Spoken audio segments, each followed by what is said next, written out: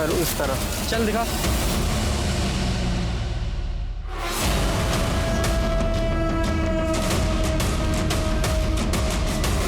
पूजा जरा चेक करो। गुप्ता आसपास चेक करो।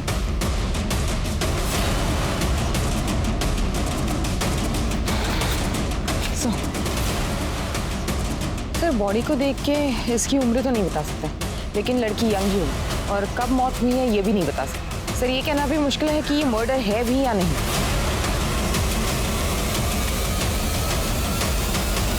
पूजा जरा इसका हाथ देख, ये अंगूठी निकालो इसका।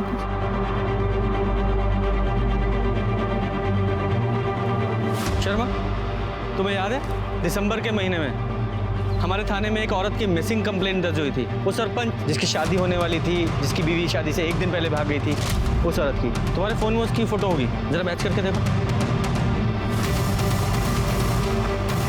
तो है जरा जूम करो इसके हाथ पे, उसकी अंगूठी पे, और इस अंगूठी से मैच करो। एग्जैक्टली वही है।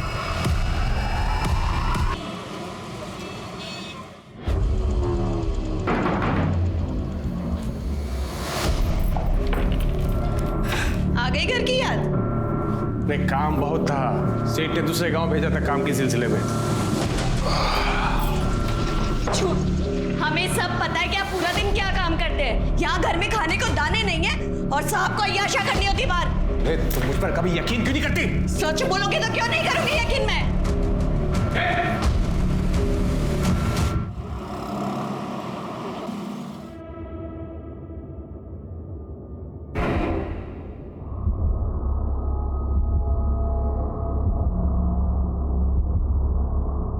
पुष्पा,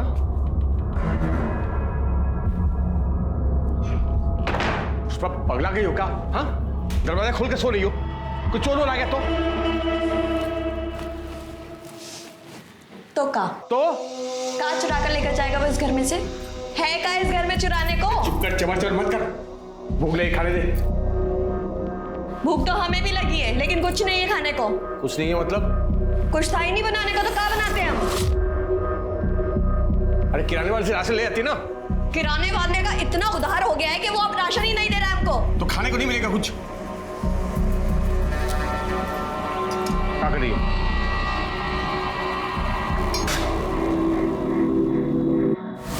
पियो और सो जाओ। अब से ये ही मिलेगा जब तक तुम पैसे का इंतजाम नहीं करते हो। मजाक बना के रख दिया। मजाक तो तुमने हमारी जिंदगी का बना के रख दिया है।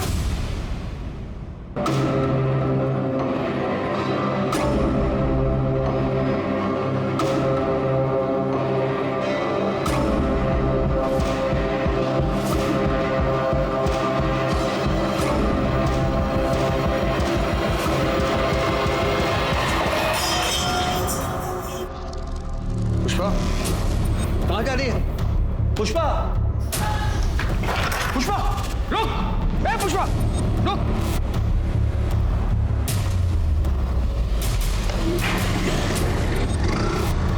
कहाँ भाग रही?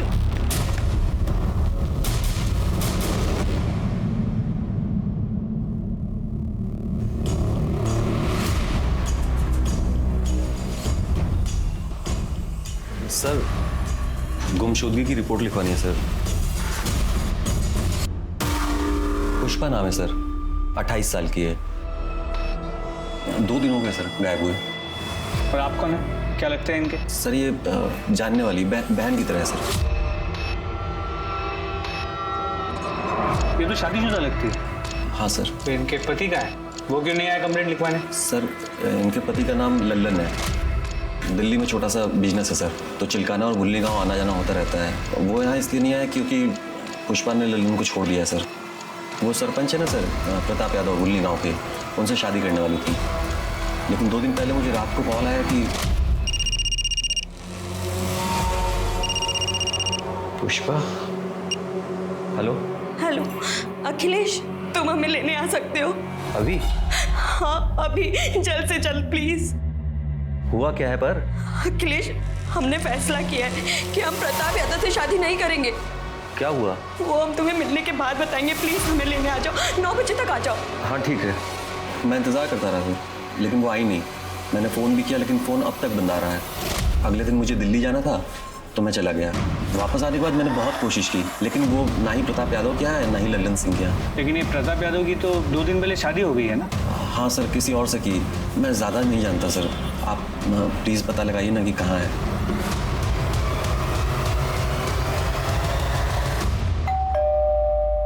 अरे हमें क्या पता पुष्पा कहाँ है। अभी कुछ दिन पहले सरपंच कार्यालय से एक लड़का भी आया था उसके बारे में पूछने के लिए। जानते हैं हम, इसलिए यहाँ आए। आपकी और पुष्पा की शादी होने वाली थी ना? हाँ, हम पुष्पा से शादी करने वाले थे। वो अपने पति से तलाक दे के हमारी मदद के लिए आई थी, लेकिन शादी से एक दिन पहले वो गायब हो गई।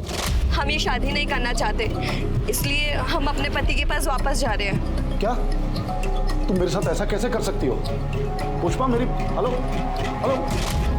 लेकिन अखिलेश ने बताया कि वो लल्लन के पास वापस नहीं गई। तो गई होगी गई।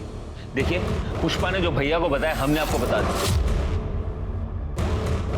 पता है उसकी वजह से हमें कितनी परेशानी हुई। शत्रु, नाक कटने की नौबत आ गई थी दरोगा जी हमारी। एक दिन बाद शादी थी, आसपास के तमाम गांव में निमंत्रण दिया हुआ था।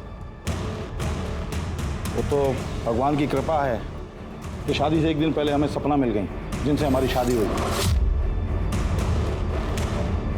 वरना कितनी बदनामी होती है हमारी। लीजिए चाय पीजिए।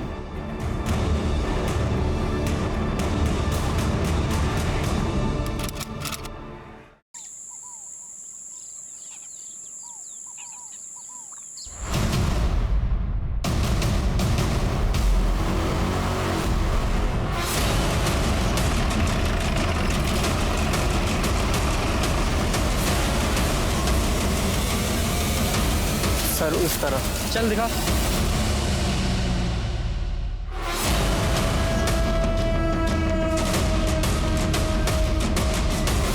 पूजा जरा चेक करो। गुप्ता आसपास चेक करो।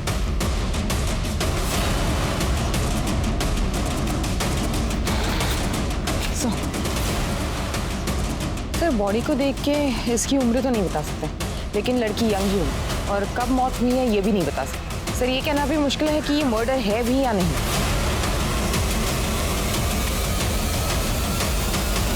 पूजा जरा इसका हाथ देख, ये अंगूठी निकालो इसका।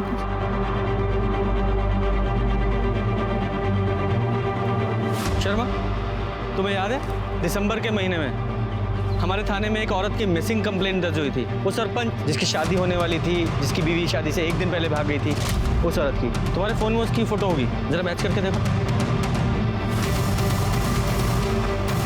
सर है। जरा जूम करो इसके हाथ पे, इसकी अंगूठी पे, और इस अंगूठी से मैच करो। एग्जैक्टली वही है।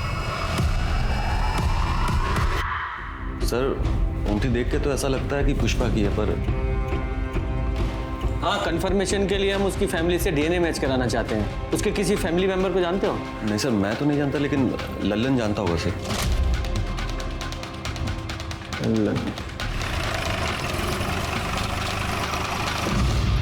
पुष्पा हमेशा पैसों के लिए झगड़ा करती थी मुझसे। कितनी बार तो खाना भी नहीं बनाती थी, मुझे भूखे पेट पानी पीकर सोना पड़ता था। 3 महीने पहले वो घर छोड़कर चली गई।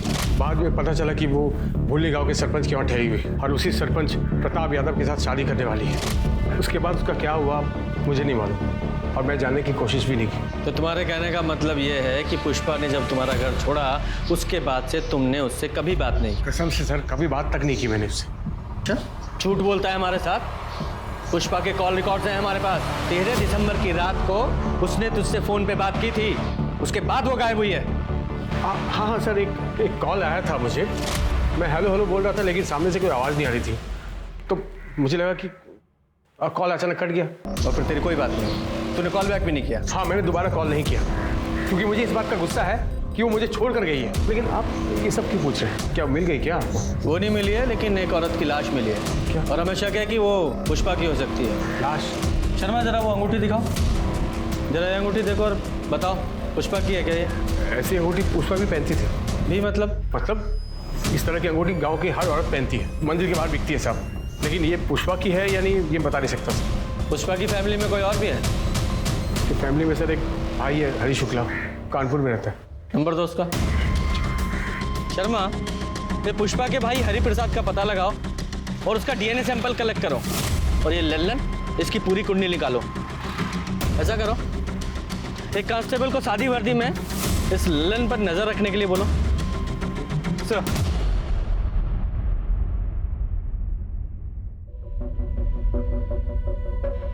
अब 1 महीने में हमारे फेरे भी हो जाएंगे। शत्रु, हमें ना तुमसे कुछ बात करनी थी। बताओ। हम चाहते हैं कि शादी के बाद हमारा अलग घर हो। क्यों? भैया भाभी के साथ क्यों नहीं रहना? पर शत्रु, हमारी प्रिवेसी का क्या? जो एक साथ रहते हैं उनका प्रिवेसी नहीं होता क्या? ऐसे तो जॉइंट फैमिलीज होते ही नहीं। अब भाभी के बिना रहना तो मैं सोच भी नहीं सकता। तुम तो ऐसे बोल रहे हो जैसे सपना भाभी हमेशा से वहीं रहती थी। हमेशा से नहीं रहती थी, पिछले 3 महीने से आई हुई है। लेकिन भाभी बहुत अच्छी है। क्या बात है भाभी, माँ बिल्कुल ऐसी मालिश करती थी। तुम जब सपना भाभी से मिलोगी ना, तब तुम्हें पता चलेगा कि वो कितनी अच्छी है। अरे अच्छा हुआ वो पुष्पा भाग गई और भैया को सपना भाभी से शादी करनी पड़ी। किस्मत अच्छी है उनकी।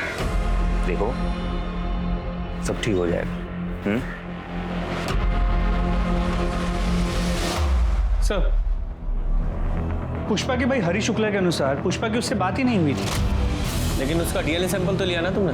ले लिया है सर, वेरी गुड। इस सैंपल को बॉडी के साथ टेस्टिंग के लिए लैब में भेज दो। सर कांस्टेबल अमन यादव का कॉल आया था। ललन गांव के बाहर भवानी मंदिर में शादी कर रहा है। अच्छा। ओम श्री सिद्धि विनायक स्वाहा, अष्ट विनायक स्वाहा, ओम गण गणपतये स्वाहा।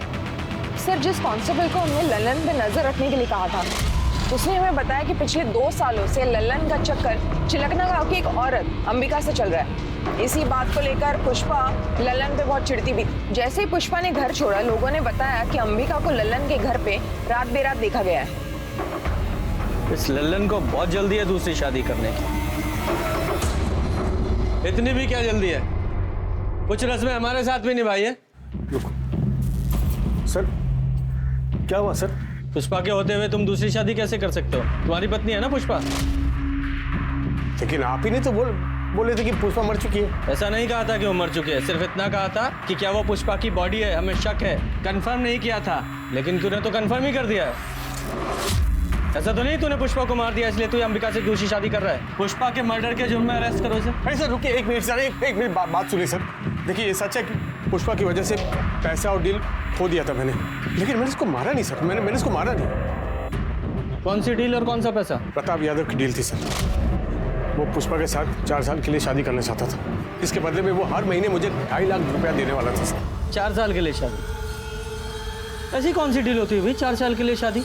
नहीं, अगर मान भी लें कि कोई ऐसी डील होती भी है, और वो प्रताप यादव ऐसा क्यों करने वाला था? मैं बताता हूँ सर।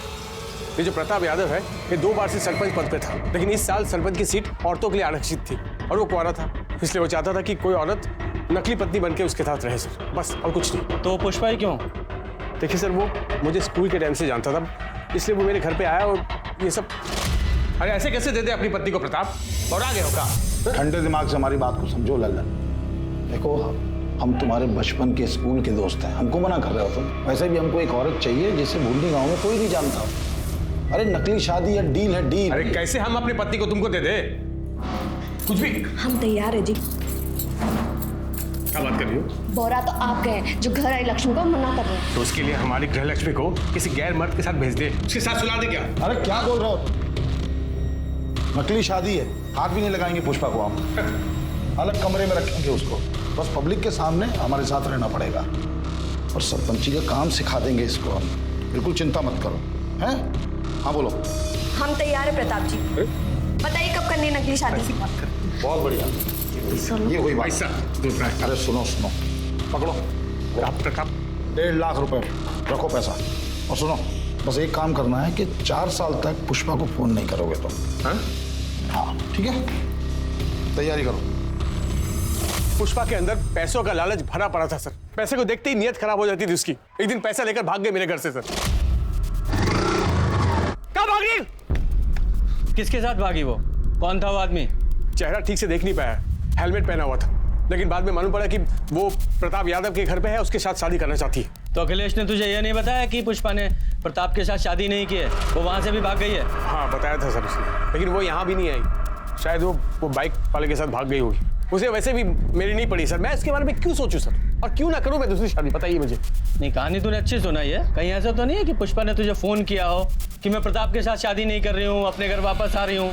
तुझे तो अंबिका के साथ शादी करनी थी तो तू डर गया। अरे अगर वो आ जाएगी तो इसके साथ शादी कैसे करेगा, इसलिए तूने उसे रास्ते से हटा दिया, सीधा मार ही डाला उसे। भुल्ली गांव के बाहर जो लाश मिली है वो पुष्पा की है ना, वहीं मारा ना तूने उसे? कसम से बोल रहा हूँ, मुझे नहीं पता, मैंने उसको नहीं मारा सर। वो तो हम पता लगा ही लेंगे कि किसने मारा है, जब तक केस सॉल्व नहीं हो जाता गांव के बाहर नहीं जाएगा तू। और हाँ, ये दूसरी शादी करने की भी जरूरत नहीं है, समझ गया? वरना तेरी बारात थाने से निकालूंगा मैं। कीजिए, उस प्लॉट को डेवलप कीजिए। बस ध्यान रखिएगा कि बीच बीच में फूलों के पौधे भी लगाने हैं। पब्लिक गार्डन प्रॉपर्टी है वो। ठीक है सरपंच जी, हो जाएगा। पेपर साइन हो गए? जी। ये लीजिए 5 लाख रुपए। पेपर दो।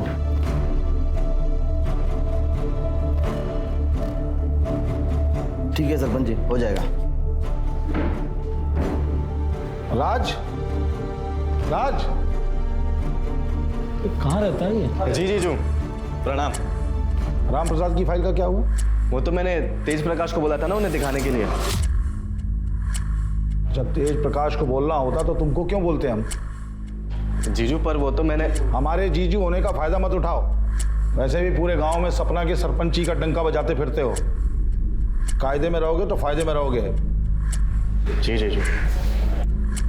कैसे हो भैया? नमस्ते भाभी। नमस्ते। अच्छा भैया, वो ट्यूबवेल वाले केस में शास्त्री जी मान गए। देखा, सीखो इनसे कुछ। हमारे भाई होने के नाते अकड़ सकते हैं, लेकिन नहीं, जो काम हम इनको बोलते हैं पूरी ईमानदारी से पूरा करते हैं, किसी दूसरे पे थोपते नहीं हैं, समझे? जीजू पर वो काम मैं। सही तो कह रहे हैं, कुछ सीखो शत्रु से। पर नहीं, तुम्हारे दिमाग में तो गोबर भरा है। अब खड़े क्या हो, जाओ यहाँ से। प्रणाम। शत्रु, आज तुम्हारी शादी के कार्ड छपके आ जाएंगे और आज हम तुम्हारी पसंद का खाना बनाएंगे। जी भाभी। चले जी।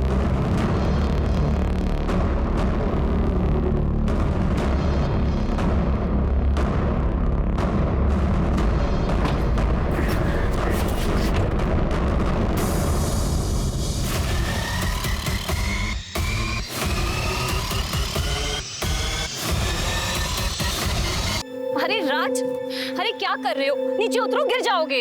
आपको क्या फर्क पड़ता है? जाओ अपने पति और देवर को देखो। मैं तो नौकर हूं ना घर का। कैसी बातें कर रहे हो? चलो नीचे उतरो, नीचे उतरो। वो लोग आपको मिलके सिर्फ बेवकूफ बना रहे। आपको ये बात समझ नहीं रही है? सिर्फ रबर के स्टैंड की तरह इस्तेमाल कर रहे हैं जीजू आपका, और कुछ नहीं। ये कैसी बातें कर रहे हो तुम? एक बात आप ही मुझे बताओ, महीने में लाखों कमाते हैं जीजू, उसका एक दहला भी देते हैं आपको? नहीं। अरे जरूरत पड़ने पर जब भी उनसे पैसे मांगे हमेशा दिए हैं ना उन्होंने। ये भीख के पैसे ना आपको अच्छे लगते होंगे, मुझे नहीं अच्छे लगते। और किस चीज के लिए पैसे मांगते हैं आप? घर गृहस्थी चलाने के लिए? उसके अलावा 1 रुपया भी मांगे आपने कभी ऊपर से? राज, अभी हमारी शादी को सिर्फ 2 महीने हुए हैं। अपने जीजू को थोड़ा सा वक्त तो दो ना, ताकि वो हम पे विश्वास कर पाए। दीदी आप गलत फहमी में, आप जो सोच रहे ना वैसा दिन कभी नहीं आएगा। अरे राज,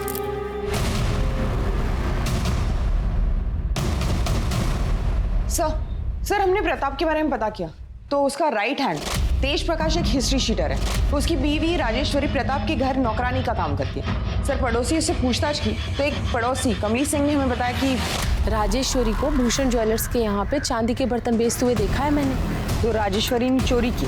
जब मैंने उससे पूछा तो उसने बताया कि प्रताप भैया ने उसे गिफ्ट दिए थे। गिफ्ट? हाँ, पहले भी मैंने ऐसे गिफ्ट बेचते हुए दुकान पर उसको देखा है, लेकिन लगता है जब से सपना भाभी आई है उसे गिफ्ट मिलना बंद हो गया है। ये राजेश्वरी और प्रताप यादव, इन दोनों का कोई चक्कर है क्या? सर कमली ने कुछ खुल के नहीं बताया। उसने नहीं बताया तो सीधे राजेश्वरी से पूछते। सच कहते हैं साहब, वो सारे गिफ्ट्स भैया जी ने दिए थे। साहब हम भैया जी के गिफ्ट घर पे नहीं रख सकते थे, इसलिए हमने बेच दिया, क्योंकि वो भैया जी और शत्रु अच्छे आदमी नहीं है। अच्छे इंसान नहीं है, इसका क्या मतलब है? साहब बहुत मौका परस्त लोग हैं, मतलब अपने फायदे के लिए कभी भी बदल सकते हैं। देखिए ना, यूँ तो भैया जी ने कभी शादी नहीं की, सारी जिंदगी कुंवारे थे, पर जैसे सरपंच की कुर्सी बचाने का मौका आया उन्होंने फटाफट शादी कर ली। भैया जी की पीने की आदत है, पीने के बाद वो बहुत बदतमीजी करते हैं। और तुम्हारा पति, वो कौन सा दूध का दूल्हा है? साहब हम मानते हैं कि वो दूध के दूल्हे नहीं है, पर हाँ जब से उन्होंने हमसे शादी की वो बदल गए।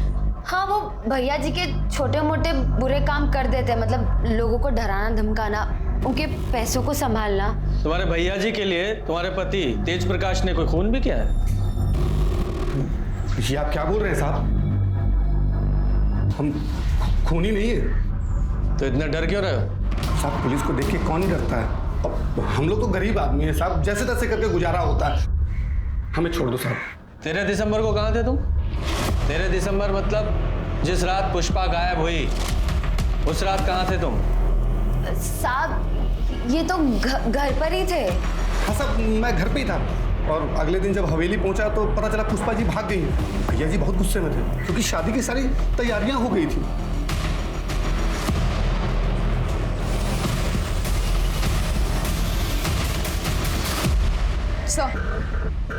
सर डीएनए रिपोर्ट आ गई है। बॉडी का डीएनए पुष्पा के भाई हरी शुक्ला से मैच हो गया। तो मतलब साफ है बॉडी पुष्पा की ही है।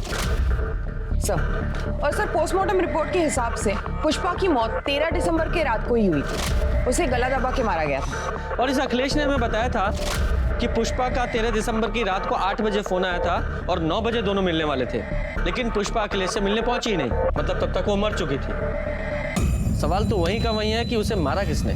सर लल्लन?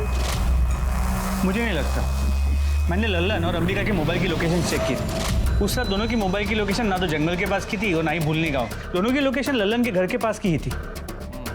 लेकिन ये भी तो हो सकता है लल्लन ने पुष्पा को मारने के लिए किसी को सुपारी दी हो, क्योंकि पुष्पा न सिर्फ किसी और की बीवी बनने के लिए तैयार हो गई थी, बल्कि लल्लन ने जो डील का पैसा एडवांस में लिया था 1.5 लाख रुपया, वो भी लेकर भाग गई थी। इस लल्लन के पास पुष्पा को मारने का सबसे स्ट्रॉन्ग मोटिव है। इसे अरेस्ट करो। तब तक मैं प्रताप यादव से जरा पता करता हूँ कि पुष्पा के बारे में उसने हमसे झूठ क्यों बोला। तुम मानते हो तुमने ऐसी डील ऑफर की थी? हाँ की थी। तो कौन सा नया काम है इस देश में ये? और इतनी आसानी से अपनी कुर्सी कौन जाने देता है? और हम तो इस कुर्सी पे लोगों की भलाई के लिए बैठे हैं और कोई गैर कानूनी काम हमने नहीं किया। लल्लन को अच्छे खासे पैसे का वादा किया था, 1.5 लाख रुपए एडवांस दिए थे, और वो पुष्पा तो खुद हमारे दरवाजे पे आई थी, शादी करने के लिए तैयार थी। एंड टाइम पे धोखा दे दिया उसने। उसने धोखा दिया, मार दिया उसे।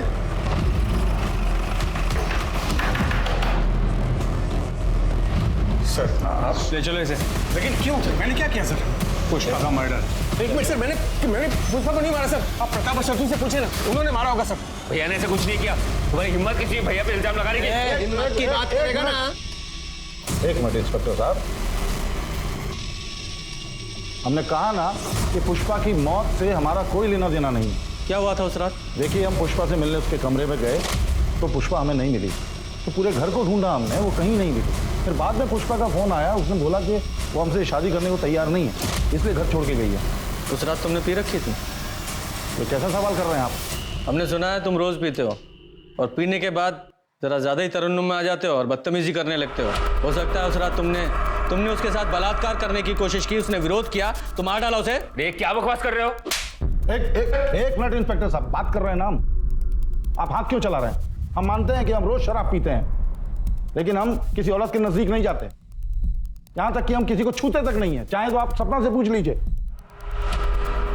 अपनी पत्नी को भी नहीं छूते? देखिए हम पराई औरत के बारे में बात कर रहे हैं।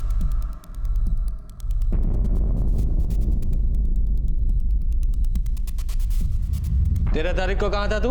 मंगेतर के साथ फिल्म देखने गया था सहारनपुर में। वहीं पे खाना खाया और 11 बजे घर वापस आ गया। सपना जी? जी। पुष्पा को जानती हैं आप? जी नहीं।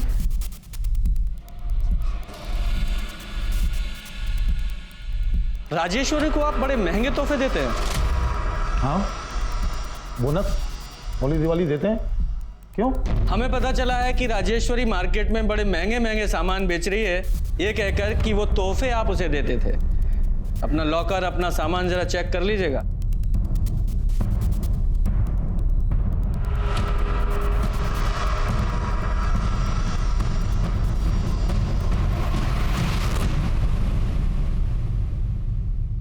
सर राजेश्वरी के अनुसार प्रताप पीने के बाद कंट्रोल में नहीं रहता था। हाँ, लेकिन जब हमने प्रताप से पूछताछ की थी तो उसने बताया था कि उसने किसी भी औरत के साथ कभी भी कोई बदतमीजी नहीं की। और सपना ने उसकी हाँ में हाँ मिलाई थी। कहीं ये सपना प्रताप की टेम्परेरी बीवी तो नहीं है, जैसे कि पुष्पा होने वाली थी?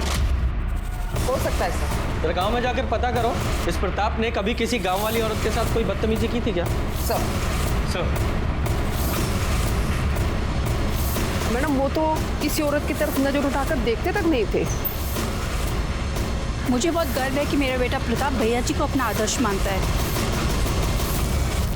अरे गांव वालों के हिसाब से ये प्रताप यादव भगवान के समान है, तो इस राजेश्वरी ने हमें कौन से प्रताप के बारे में बता दिया? शत्रु और हमने पूरे घर के सामान को चेक किया। ये रही वो लिस्ट जो तुमने पिछले कुछ दिनों में चुराई।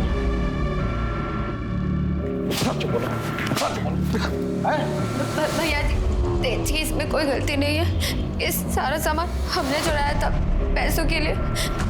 हमें माफ कर दीजिए भैया जी। तुम्हारा अपनी शक्ल मत दिखाना, मैं निकल जाओ। तुम भी जाना चाहते हो? भैया जी, हमारी बीवी की गलतियों को माफ कर दीजिए भैया जी। आप जैसा मालिक हमको कहाँ मिलेगा भैया जी?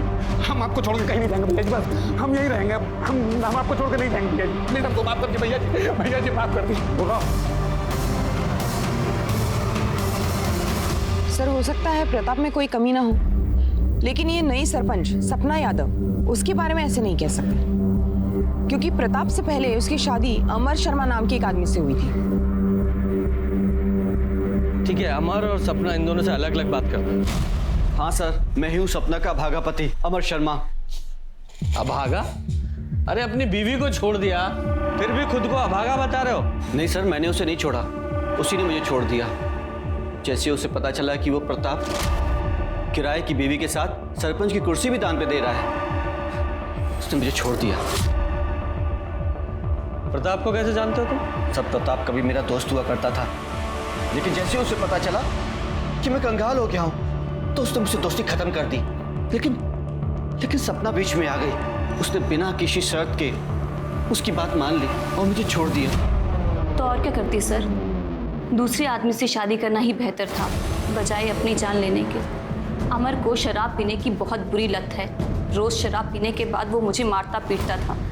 मैं तो अपनी जिंदगी खत्म कर देना चाहती थी। जब प्रताप जी की मुझे डील मिली तो मुझे वो मेरी हर समस्या का हल लगी, इसलिए मैंने डील एक्सेप्ट कर ली। सर, इसमें मैंने क्या गलत किया? और अमर तलाक के पेपर पे साइन कर चुका था। तलाक के पेपर थे? नहीं सर, वो तलाक के पेपर कैसे हो सकते हैं? वो प्रताप ने तो मुझे बोला था कि वो डील के पेपर थे। सर, मैं बहुत पढ़ा लिखा नहीं हूँ, मुझे नहीं पता कि उन कागजों में क्या लिखा था।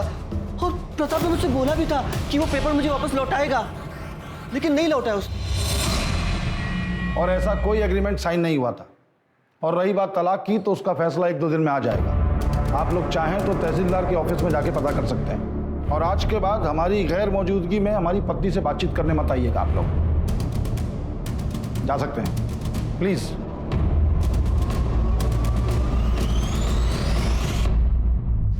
सर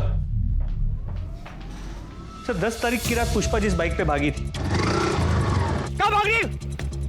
वो बाइक पुष्पा को पिक करने से पहले एक गैराज में रुकी थी। वो गैराज बाईपास रोड पे था, वहाँ एक सीसीटीवी कैमरा था और सर उस आदमी ने अपना हेलमेट उतारा था। सर देखिए वो आदमी कौन है। ये तब से हमें बेवकूफ बना रहा है। लेके आओ इसे।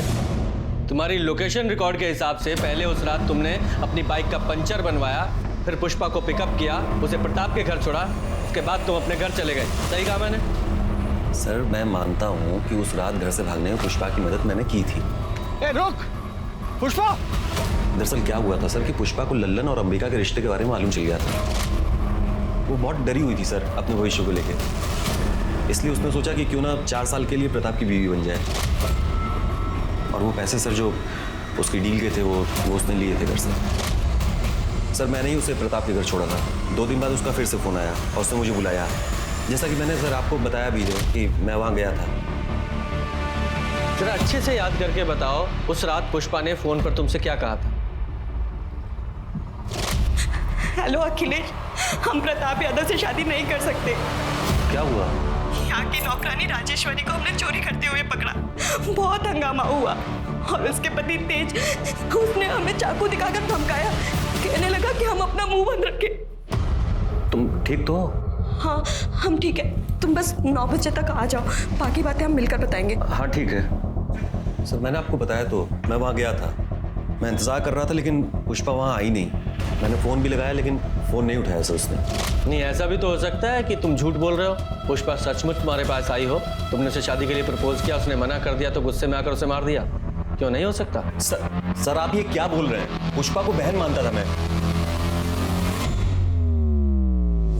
शक के बिना पर पुलिस ने अखिलेश को कस्टडी में रखा, लेकिन अभी तक पुलिस को यह समझ नहीं आ रहा था कि पुष्पा का कातिल कौन था और उसने कत्ल किया क्यों।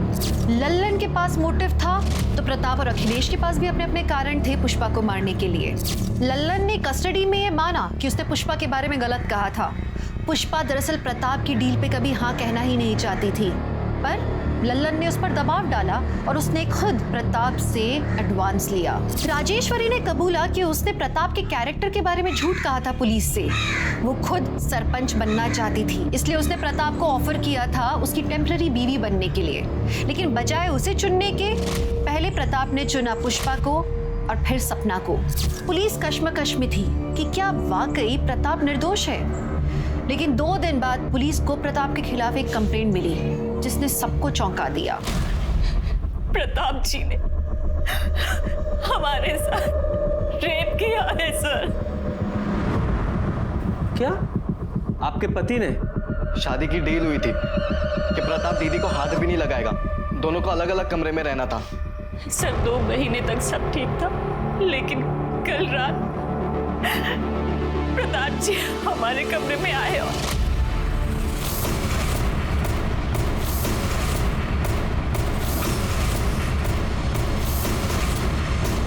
क्या कर रहे हैं आप? अरे छोड़िए, अरे हटिए, कोई है?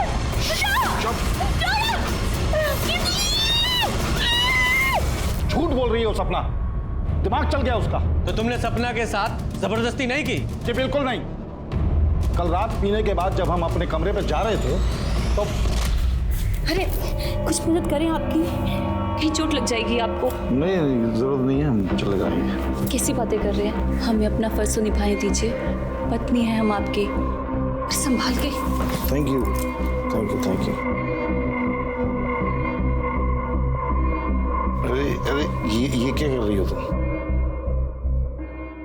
टेम्परेरी ही सही, पर हम पति पत्नी हैं, और कौन सी पत्नी नहीं चाहेगी कि वो अपने पति को खुश ना करे।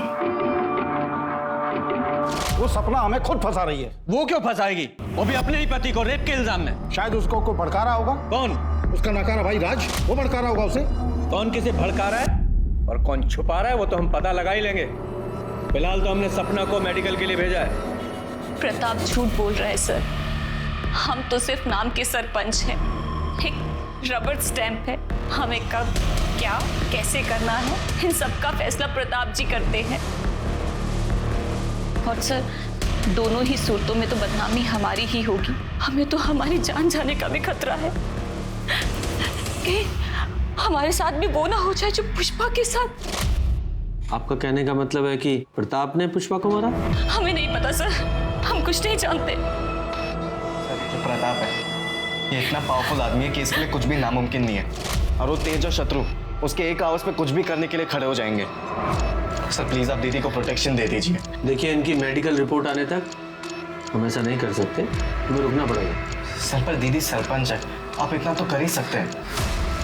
रहने दो राज, पुलिस को अपना काम करने दो, तब तक हम अपनी रक्षा खुद ही करेंगे। Thank you. Sorry. Medical report से ये पता चला कि सपना सेक्सुअली एक्टिव थी, लेकिन रेप का कोई साइन नहीं मिला। तो या तो इसका मतलब ये था कि ये रिश्ता दोनों की रजामंदी से हुआ, या फिर सपना ने खुद को सरेंडर किया प्रताप के आगे डर के मारे। तो क्या सपना के साथ मैरिटल रेप हुआ था, जो असल में एक शादी थी ही नहीं, सिर्फ 4 साल की डील थी। पुलिस प्रताप को लेकर एक और बार कंफ्यूज हो गई थी, क्योंकि सपना प्रताप के खिलाफ फिर से कंप्लेंट लेके पहुंची कि प्रताप ने उसे मारने के लिए गुंडे भेजे थे जब वो सरपंच ऑफिस से निकलकर घर वापस जा रही थी। सपना ने जहां एक तरफ अपनी चोट के निशान पुलिस को दिखाए, वहीं दूसरी तरफ ये भी बताया कि गुंडों ने उसे प्रताप की बदनामी न करने की हिदायत दी थी और उनमें से एक की आवाज तेज प्रकाश जैसी थी। अरे हमने कोई रेप कोई अटैक नहीं किया इनके ऊपर, और हम कल पूरी शाम भैया जी के साथ ही थे, तो हम कैसे अटैक कर सकते हैं? सर, ये तो एक दूसरे का ही साथ देंगे ना। कमीनी आसान शांत खड़ा रहे, दादा गर्मी मत दिखा वरना यही ठंडा कर दूंगा। आधा कुर्सी के लिए ये सब डील मत करो, आपने मेरी एक नहीं सुनी। भाभी देखिए, भैया आपको कभी चोट नहीं पहुंचा सकते, लेकिन आपकी ये हालत मुझसे देखी नहीं जा रही। मेरे तरफ से जो कुछ भी होगा ना मैं करूंगा।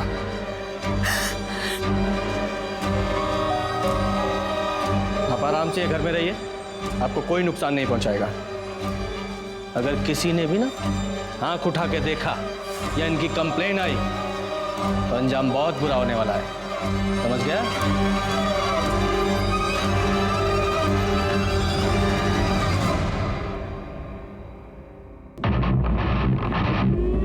भाभी अंदर आ जाओ। हाँ आ जाओ। ये दवाई लेके आया था मैंने, आपके दर्द में आराम मिल जाएगा, लगा दूं?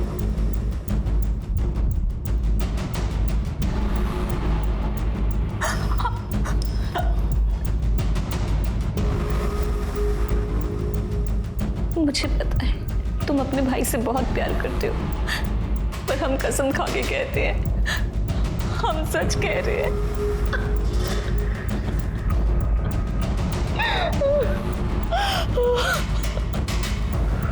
भाभी प्लीज रोइए मत।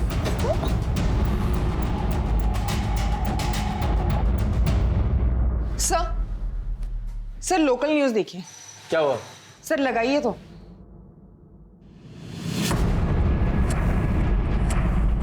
हमारे पति प्रताप जी ने हमारे साथ जबरदस्ती की और फिर अपने गुंडों और तेज प्रकाश को भेजकर हमें धमकाया, पर इससे भी उनका मन नहीं भरा। अभी 2 दिन पहले उनके छोटे भाई शत्रु ने हमारे साथ जबरदस्ती की। हमारे कमरे में मेरे घाव पर मरहम लगाने के बहाने उसने शत्रु, ये क्या कर रहे हो? हटो, हटो, बचाओ, हटो, बचाओ, बचाओ, नहीं, बचाओ।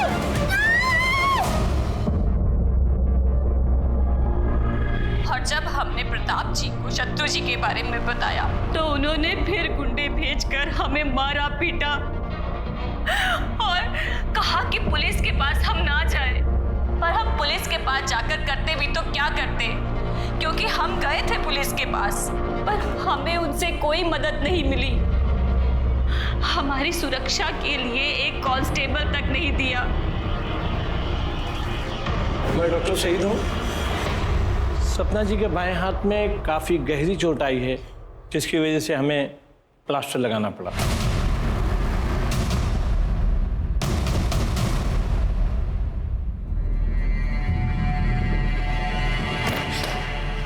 शत्रु कमीने, एक नंबर के धोखेबाज हो तुम, एक नंबर के धोखेबाज हो तुम। मेरी जिंदगी बर्बाद कर दी तुमने। जब तुम सपना भाभी की तारीफ करते थे, जब तुम कहते थे कि तुम उनसे प्यार करते हो, मैंने कभी नहीं सोचा था तुम इतने घटिया इंसान होगे। बेटा तुम भैया आप तो प्लीज रहने दीजिए, आप बीच में ना ही बोलिए। वैसे भी किसी रेपिस्ट से मैं शादी नहीं कर सकती, तो आप भूल जाइए। इस घर की कभी बहू बनूंगी मैं। ये रिश्ता मैं तोड़ती हूँ। शक्ल मत दिखाना कभी अपनी। पिंकी, पिंकी, शत्रु चिंता मत करना है, हम सब ठीक कर देंगे। बिल्कुल चिंता मत करना, अभी बात करते हैं। तेज, कहाँ हो तुम? अभी का भी निकलो। क्या बोल रहे हैं हम? अभी का भी निकलो। उस औरत ने जो भी इल्जाम लगाए हमारे खिलाफ, सबका सब करो उसके साथ। उसे मारो, उसे चोट पहुंचाओ, खत्म कर दो उसको। क्या कहा हमने? निकलो तुरंत। मुझे इस प्रताप से फिर से बात करनी होगी। तुम जाके तेज का पता लगाओ। सर, क्या था?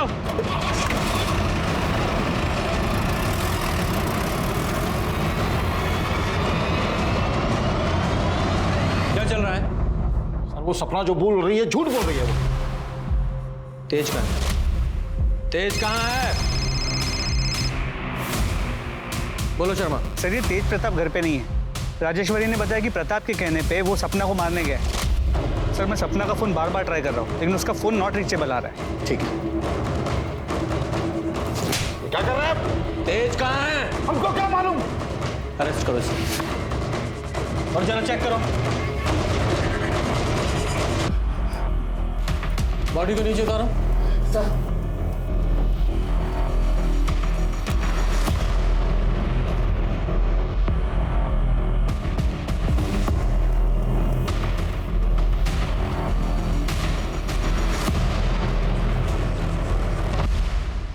मैंने सपना भाभी को कभी बुरी नजर से नहीं देखा। वो तो मेरे लिए मां समान थी। उनकी गलत इल्जाम ने मेरी जिंदगी बर्बाद कर दी। मैं फिर भी लड़ने के लिए तैयार था। पिंकी ने मुझसे रिश्ता तोड़ दी। अब मेरे लिए जीने का कोई मतलब नहीं है भैया, मुझे माफ कर दो। शत्रु, क्या किया तूने यार? छोड़ो मारे उसका बेटे को। मैं आप शांत हो जाओ। मार डालूंगा उसको। शांत हो जाओ। तुम्हारी फीलिंग समझता हूं मैं, लेकिन सॉरी, तुम्हें हमारे साथ चलना पड़ेगा। लेके चलो। बॉडी को पोस्टमार्टम के लिए भेजो और ये एविडेंस बैग में डालो। स्मिता जी आओ। सपना दीदी जिंदाबाद, सपना दीदी जिंदाबाद, प्रताप यादव।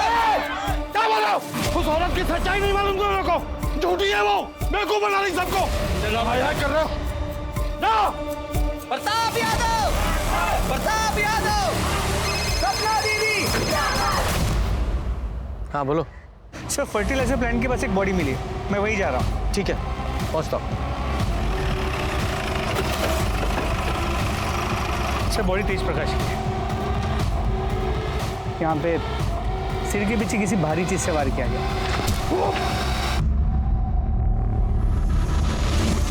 और सर इसकी पॉकेट से ये टूटा हुआ मोबाइल फोन मिला और ये लॉकेट यहाँ पास में ही पड़ा हुआ मिला।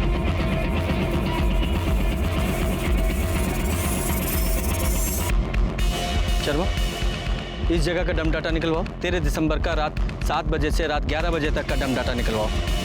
वहां जहां पुष्पा की लाश मिली थी। क्योंकि ये लॉकेट मैं पहचानता हूं किसका है। तेरा ये लॉकेट तेज की लाश के पास मिला हमें और तेरे फोन की लोकेशन भी वहीं की थी। और यही नहीं, 3 महीने पहले जिस जंगल में पुष्पा की लाश मिली वहां भी तेरे फोन की लोकेशन उसी समय की दिखा रहा है। बोल क्या कहना तुझे?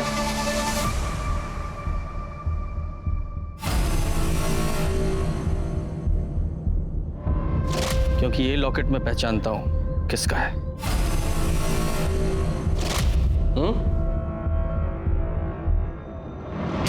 सोच लो, अभी भी टाइम है। सच्चाई बताओगी या फिर ये जो तेरा नाटक है वो सच्चाई में बता? बता। पहले तो ये बता कि तेज प्रकाश को क्यों मारा तूने? क्योंकि वो तुझे मारने आया था? बताती हूँ। बोलो। तेज प्रकाश ने हमें बात करते हुए सुन लिया था। पुष्पा को मारकर सरपंच की कुर्सी पर बैठने का प्लान तो हमारा पूरा हो गया, लेकिन हम अभी भी एक रबर स्टैंप हैं। तुम दोनों भाइयों के ऊपर रेप का इल्जाम लगा के हमें गांव वालों से भर भर के सहानुभूति मिल रही है। तुम देखना, वो दिन दूर नहीं, सत्ता की बागडोर हमारे हाथ से दूर नहीं, और ये दोनों भाई अब जेल में सड़ेंगे। और अभी पुलिस भी इन्हें जल्दी गिरफ्तार कर लेगी। हमने सब सुन लिया है। लोगों ने जो कुछ भी भैया जी के लिए किया ना, उसके लिए जिंदगी भर जेल में सड़ोगे। रुको, मैं भी पुलिस को बताता हूँ। राज पकड़ो उसे।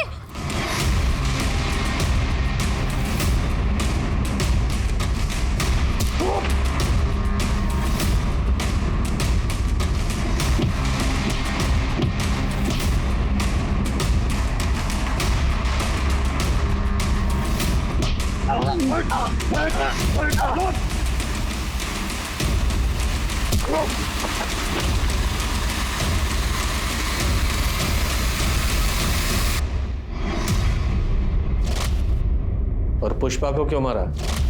प्रताप की टेम्परेरी बीवी का सपना मेरे पति अमर ने ये कहकर ठुकरा दिया कि मैं गैर मर्द के साथ कैसे रह सकती हूँ। बेवकूफ था वो। लेकिन जब मुझे पता चला कि पुष्पा प्रताप की बीवी बनने वाली है और पुष्पा प्रताप के घर में है, तो मैं पुष्पा से मिलने उसके घर पर गई। मुझे पता था प्रताप हर शाम को शराब पीता है। जब मैं वहां पहुंची तो मैंने देखा कि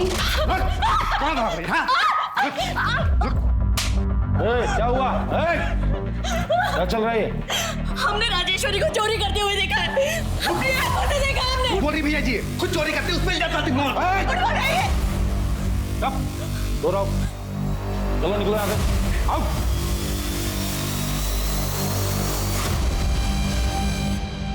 चिंता मत करो, हम हैं तुम्हारे साथ। अरे हम आप हमें छू नहीं सकते हैं। सॉरी पुष्पा। मैं पुष्पा के कमरे में गई और उसे मैंने बताया कि प्रताप शराब पीने के बाद एक अलग आदमी बन जाता है। मैंने कहा था ना तुम्हें, देख लिया ना अपनी आंखों से। पर उन्होंने वादा किया था कि वो हमें कभी नहीं छुएंगे। पुष्पा, कोई भी आदमी इस बात पे कायम नहीं रह सकता। और प्रताप जैसा आदमी जिसके पास सत्ता की कुर्सी है, पावर है, वो तो कभी भी नहीं। देखो पुष्पा, अगर तुम अपनी इज्जत बचाना चाहती हो तो चली जाओ यहाँ से। ना जाने कितनी ही औरतें इसकी दरिंदगी का शिकार हुई हैं। और इन आदमियों को क्या है, इनको तो रोज कोई ना कोई चाहिए। हाँ, तुम सही कह रही हो। देखो, हम तुम्हें घर छोड़ देते हैं, हम बाहर तुम्हें मिलेंगे। तुम अपना सामान जल्दी से पैक कर लो। हेलो अखिलेश, मैंने राज को पहले ही गाड़ी तैयार रखने के लिए बोला था।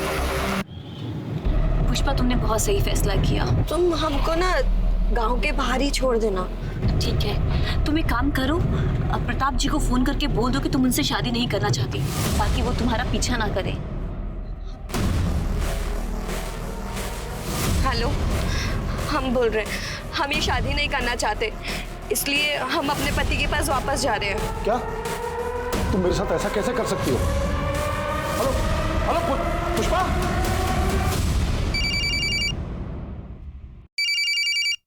अरे ये क्या कर रही हो? लल्लन को कॉल कर रहे हैं, उन्हें बता तो दें कि हम गांव वापस आ रहे हैं। अरे नहीं। Hello hello hello.